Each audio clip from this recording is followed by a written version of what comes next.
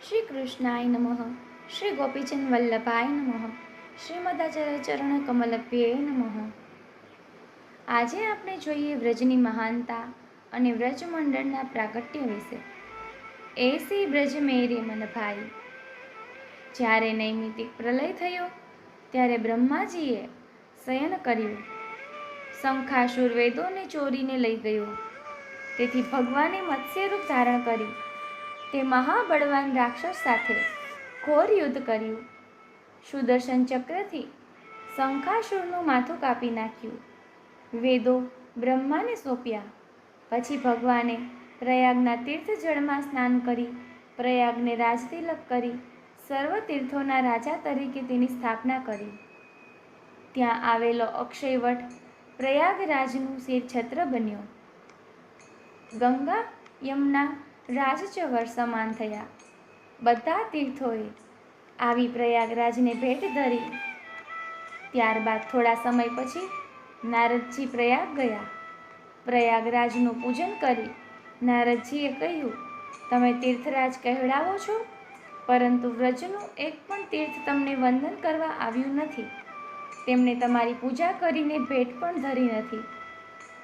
નારદજીની વાત સાંભળી ગુસ્સે થયેલા પ્રયાગરાજ સર્વ તીર્થોને સાથે લઈ ફરિયાદ કરતા વૈકુંઠમાં ભગવાન પાસે ગયા. ભગવાને હસીને કહ્યું, અમે તમને પૃથ્વીનું રાજ્ય આપ્યું છે, અમારા ઘરનું રાજ્ય નથી આપ્યું. વ્રજ તો મારું નિજ સ્થાન છે. પ્રલય વખતે તમારા સૌનો લોપ થશે, પણ વ્રજનો લોપ નહીં થાય. માટે વ્રજ તમારી પૂજા ન કરે. તમે જઈને વ્રજની પૂજા કરો. ભગવાનની આજ્ઞા માની પ્રયાગરાજ સર્વ તીર્થો સાથે વ્રજમાં ગયા અને વ્રજમંડળનું પૂજન કર્યું. પુરાણ સાહિત્યમાં વ્રજની મહાનતાનો એક બીજો પ્રસંગ પણ જાણવા જેવો છે. એક વખતે હિરણ્યાક્ષ નામનો ભયંકર રાક્ષસ પૃથ્વીને ઉંચકી પાતાળમાં લઈ ગયો. ત્યારે બ્રહ્માજીની પ્રાર્થનાથી ભગવાને વરાહરૂપ ધારણ કર્યું. હિરણ્યાક્ષને હણી વરાહ ભગવાન પૃથ્વીને પોતાના દાંત ઉપર ઉંચકી ચાલ્યા. પૃથ્વીએ ગર્વથી કહ્યું, સર્વત્ર અથાગ જળ છે, આપ મને ક્યાં મૂકશો? વરાહ ભગવાને જવાબ આપ્યો, જ્યાં વૃક્ષ દેખાશે ત્યાં તને ધરીશ. પૃથ્વી બોલી, મહારાજ, 100 પર્વત વૃક્ષ તો મારા ઉપર છે, મારાથી અલગ સ્થાન ક્યું છે? એટલામાં પૃથ્વીએ તેના એક પગના તળિયામાં સમાઈ જાય એટલી લઘુ ભૂમિ જોઈ. તેના પર વૃક્ષ જોયા. તેણે પૂછ્યું, આ ક્યું સ્થાન છે? ભગવાને આજ્ઞા કરી, એ મારું ગોલોકધામ વ્રજમંડળ છે. પ્રલય કાળમાંય તેનો નાશ થતો નથી. આથી પૃથ્વીનો ગર્વ ગળી ગયો.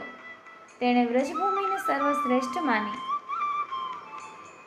ત્યારબાદ ગર્ગ સંહિતાના ગોલોકખંડમાં વ્રજમંડળના પ્રાગટ્યની કથા છે. જ્યારે પૃથ્વી ઉપર અસુરોના ઘોર પાપોનો અસહ્ય ભાર વધી ગયો અને સનાતન ધર્મની ગ્લાનિ થઈ, ત્યારે પૃથ્વીએ તેનો ઉપાય કરવા બ્રહ્માજીને વિનંતી કરી. આથી બ્રહ્માજી સર્વ દેશો અને પૃથ્વીને સાથે લઈને ભગવાન પાસે ગયા.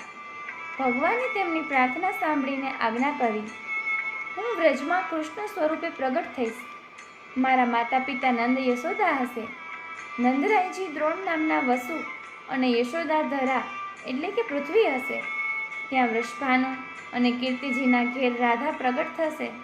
ભગવાને વેદની શ્રુતિઓને આજ્ઞા કરી, તમે વ્રજમાં ગોપી રૂપે અવતાર લો, હું ત્યાં તમને રાસલીલાનો સુખ આપીશ. ભગવાનની આ આજ્ઞા સાંભળી ગોલોકધામમાં બિરાજતા શ્રી રાધાજીએ કહ્યું, પૃથ્વી ઉપર યમુના, વૃંદાવન અને ગોવર્ધન નથી, તેમના વિના મારા મનને આનંદ નહીં થાય. આથી ભગવાને ગોલોકધામને આજ્ઞા કરી, આપ સમસ્ત પરિકર મથુરા મંડળમાં પ્રગટ થાઓ. ભગવાનની આજ્ઞા થતાં સકલ ગોલોકધામ મથુરા મંડળમાં વ્રજધામ રૂપે પ્રગટ થયું.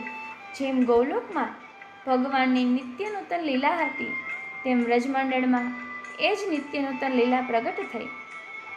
શ્રી વલ્લભાધીશ કી જય. શ્યામ સુંદર શ્રી અમને મહારાણી કી જય.